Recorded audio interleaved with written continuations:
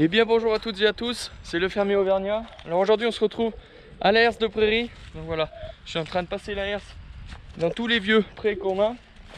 Et donc la particularité de cette herse, c'est qu'elle est à la fois ébouseuse et émousseuse. Donc elle a les palettes et la rangée dedans qui lui permet en un seul passage de faire plusieurs boulots.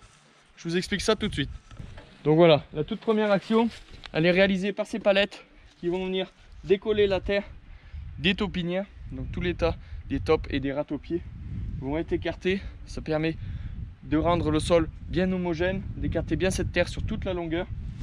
Ensuite derrière on a la même rangée mais avec des plaques indépendantes qui se lèvent à mesure. Ça permet de bien épouser les reliefs du terrain. Donc l'action de ces deux rangées de palettes, ça nous permet en fait d'éviter d'avoir des fourrages, de la terre dans les fourrages, et donc d'éviter de perdre de la qualité à cause des râteaux-pieds et des taupes. C'est ce qui est le plus catastrophique chez nous.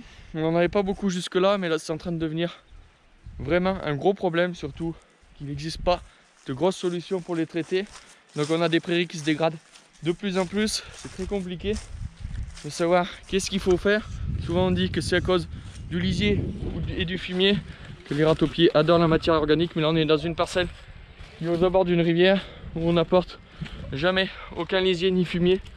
Donc c'est pas cela qui explique la grande prolifération des râteaux-pieds et des taupes. Malheureusement, s'il y en a qui connaît une solution, je l'invite à m'en faire part, parce que on est vraiment dépassé par cette situation. On ne sait pas trop comment agir. Il y a des solutions mais qui ne nous plaisent pas forcément.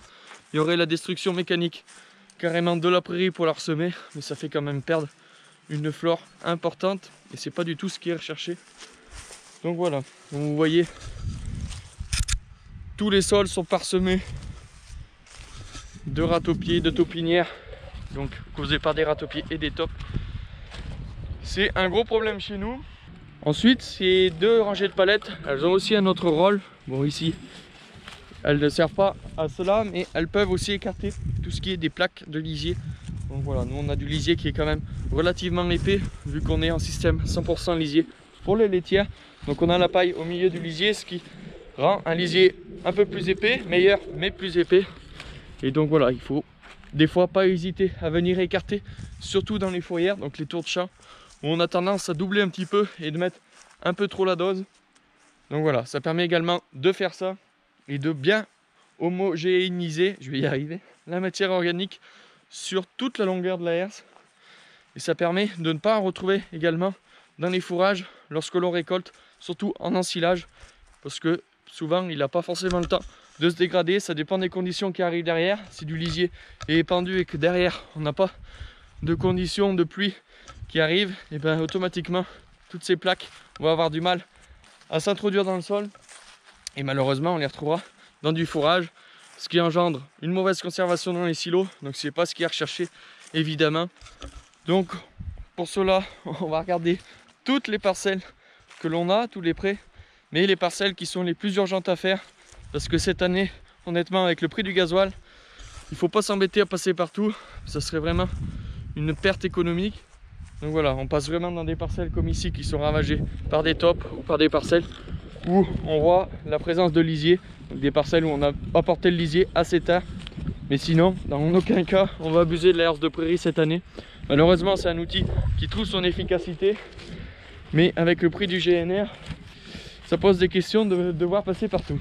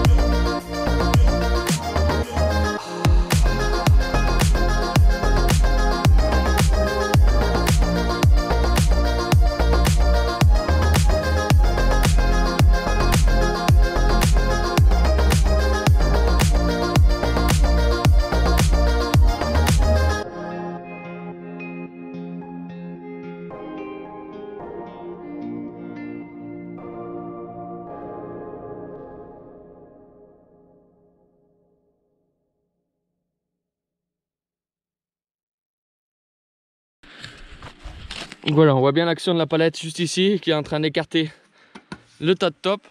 Et derrière, donc on a deux rangées de dents. Ces deux rangées de dents nous permettent, on le voit d'ailleurs très bien, surtout d'arracher toute l'herbe morte qui est restée au sol. Voilà, donc c'est de l'herbe morte qui a gelé à l'automne et qui est restée tout l'hiver. L'important c'est de bien l'arracher pour aérer le sol et laisser la place à de la nouvelle herbe qui va pousser d'ici un bon mois normalement. Et donc voilà, on a aussi pas mal de mousse parce qu'on est quand même dans un secteur où il y a beaucoup de bois. Donc l'idée c'est d'arracher la mousse aussi qui s'est déposée durant l'hiver afin de bien aérer le sol, de refaire partir la vie microbiologique des sols et de préparer un futur apport d'azote, donc d'ammonitrate qui sera fait normalement dans les 15 prochains jours. Donc voilà, c'est une machine aussi qui nous permet, quand c'est boisé comme ici, d'écarter donc toutes les feuilles qui sont restées sur les parcelles comme celle-là, comme ici. Ici c'est une parcelle qui est souvent à l'ombre, donc on l'a fait assez tard. C'est sûr que pour certains secteurs c'est trop tard pour passer la herse. Chez nous on est quand même à 850 mètres d'altitude, donc on a des nuits très fraîches. On a attendu qu'il gèle pas trop fort les nuits pour pouvoir la passer parce que ça bouleverse quand même un petit peu les sols. Donc l'idée c'est pas de venir pénaliser la future pousse de l'herbe. Donc voilà, on a attendu un petit peu. Là c'est en train de partir, c'est bien le moment de le faire. Mais il faut pas le faire trop tôt non plus parce que les rats et les tops ressortent derrière. Et du coup l'efficacité est amoindrie. Voilà, ça avait aussi un autre objectif avant, parce que maintenant on est équipé donc du guidage sur le gros tracteur, pas sur celui-là.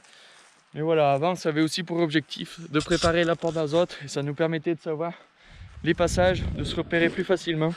Aujourd'hui avec la barre de guidage, on n'en aurait plus besoin. Et voilà, c'est pour ça aussi qu'on le faisait avant d'apporter l'ammonitrate. En plus ça permet de bien gratter le sol, d'enlever toute cette herbe résiduelle pour que les grains d'ammonitrate tombent vraiment à la base de la plante et qu'après un petit coup de pluie ça puisse intégrer au plus juste l'ammonitrate dans les sols. Donc voilà, également cette année l'ammonitrate ça sera vraiment en faible quantité parce qu'au prix où il est, le prix a plus de triplé. Donc si le lait avait fait la même chose ça serait valable, mais là aujourd'hui il est plus valable de forcer sur les quantités. Et puis de toute façon au prix où il est, économiquement, il ne faut pas faire n'importe quoi non plus. Après pour les conditions de passage, donc là on est quand même sur des conditions très sèches, ça va assez bien pour faire ça, ça permet de bien écarter la terre et que ça fasse pas des petits paquets. Mais voilà, c'est une bonne condition pour ça, il faudra qu'il pleuve pour que la pousse démarre ensuite. Il faut passer donc dans des conditions assez sèches comme celle-là et aussi éviter de passer quand il y a du gel, parce que le gel, quand on vient passer l'air, ça va bouleverser les sols. Donc si en plus il gèle derrière, c'est pas bon du tout. Donc on évite de le faire quand ils annoncent des grosses gelées. Là, d'ici 2-3 jours, ils annoncent pas de gelée. Donc c'est idéal pour faire ça. Ça permettra de bien tout aérer avant que le gel revienne. Parce que de toute façon, chez nous, tant qu'on n'est pas arrivé à la mi-mai, généralement, c'est la mi-mai qui marque les dernières gelées. Et jusque là, on peut en avoir encore des très fortes. D'ailleurs semaine prochaine j'ai vu qu'ils annonçaient la neige, ça risque de nous faire bizarre parce que là les après-midi pour le moment on est à 14-15 degrés, un grand soleil. Ça fait d'ailleurs énormément de bien de pouvoir ressortir, mais c'est assez compliqué parce que ça passe du coq à l'âne. Là s'ils annoncent la neige, malheureusement ça va freiner énormément la pousse de l'herbe, mais aussi le bourgeonnement des arbres. C'est un gros problème chez nous. Ça fait quelques années on a des gros problèmes sur les arbres fruitiers également, où on a des cerises qui poussent plus. Quand c'est pas le gel, derrière c'est la grêle. Donc c'est un peu compliqué avec ce climat. Nous chez nous on n'a pas de production particulière d'arbres fruitiers, mais ceux qui en ont, honnêtement, courage à vous.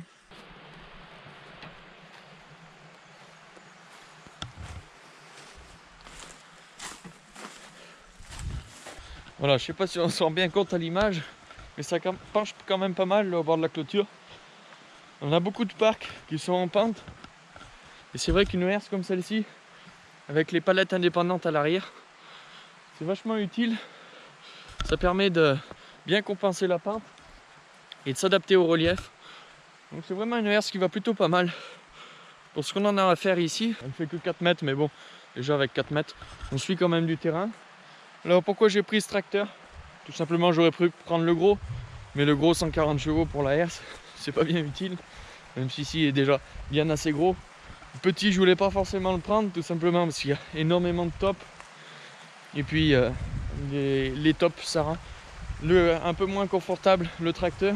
Donc là il y a le port avant suspendu, la cabine suspendue, c'est quand même plus agréable de le passer. Et puis vu que celui-ci est équipé de la boîte Vario, je me cale à 1100 tours et ça permet d'adapter la vitesse par rapport au régime moteur. Donc voilà, je suis toujours à 1100 tours et je peux quand même envoyer en vitesse. C'est vachement intéressant par rapport à la consommation. Je pense qu'avec une boîte Vario comme ça, en travaillant comme je le fais, on arrive quand même à économiser un peu de gasoil. Et croyez-moi, c'est ce qu'on recherche en ce moment, vu le prix du GNR qui continue à augmenter. On essaye au mieux de l'économiser. Donc voilà, j'espère que cette vidéo vous aura plu. En attendant, moi je vous souhaite une très bonne semaine. Je vous invite à vous abonner, à laisser un commentaire et un j'aime. Et puis je vous dis à dimanche prochain. Bye!